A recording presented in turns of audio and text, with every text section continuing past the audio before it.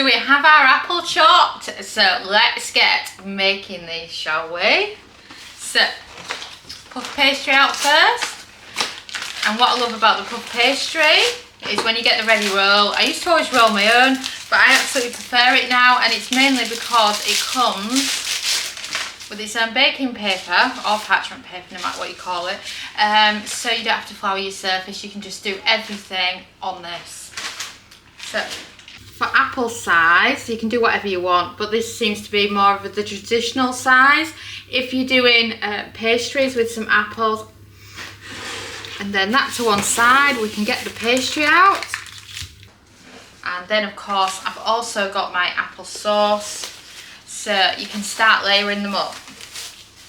And we're just going to add a really good layer of apple sauce across it.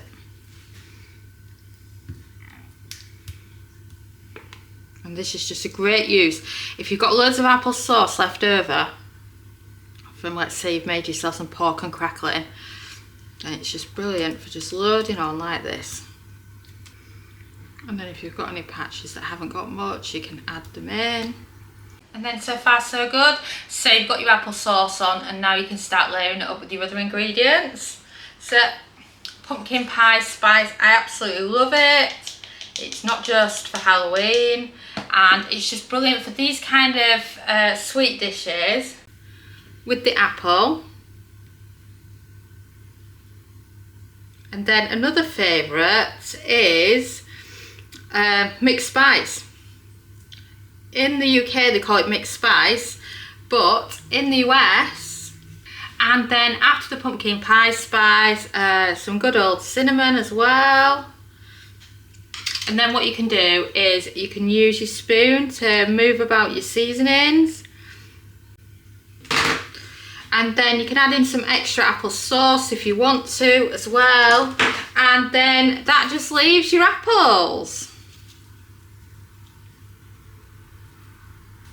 So then you can just add them in like this. And then your final layer.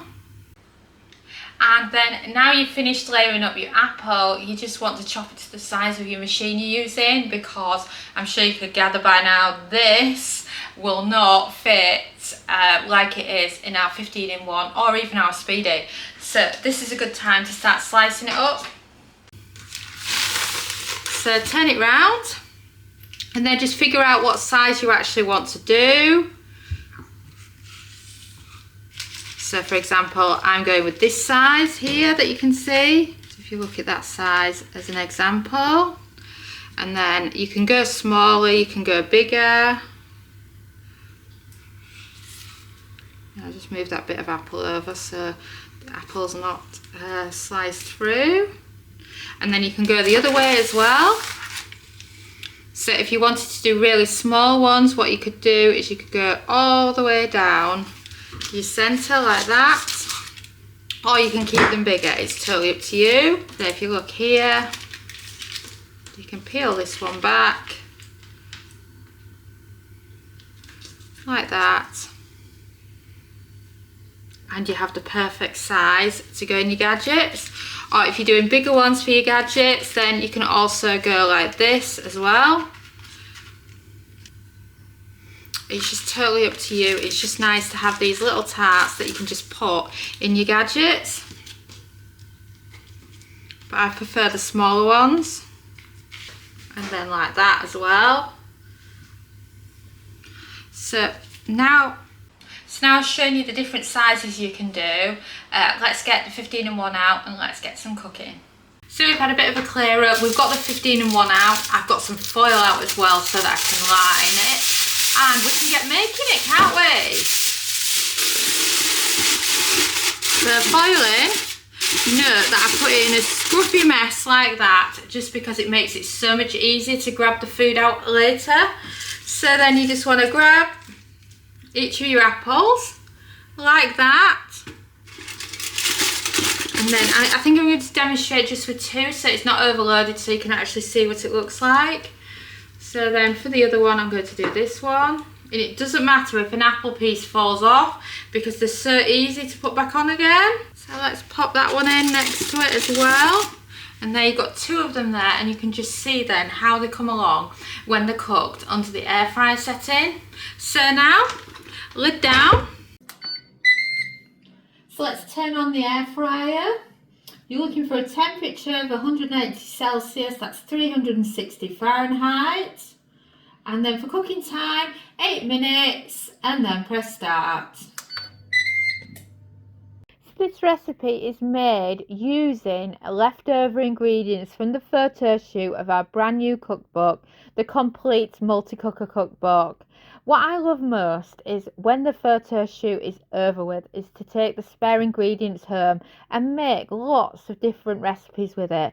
I kind of think of it like doing a modern version in the multi-cooker of Ready Steady Cook.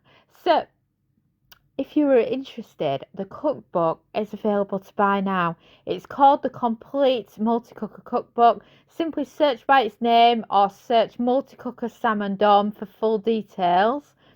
And it's really nice for me to be able to come back and give you a behind the scenes look of ingredients and what we've used in the making of this great cookbook. So now, shall we get back to the food? And we've beeped. So should we check on them so far?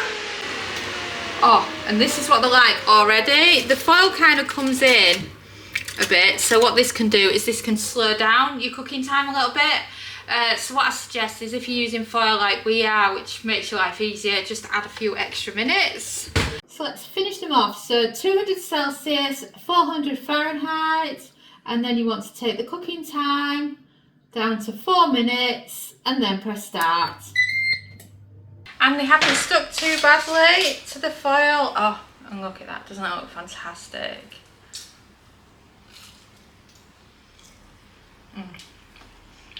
That is nice.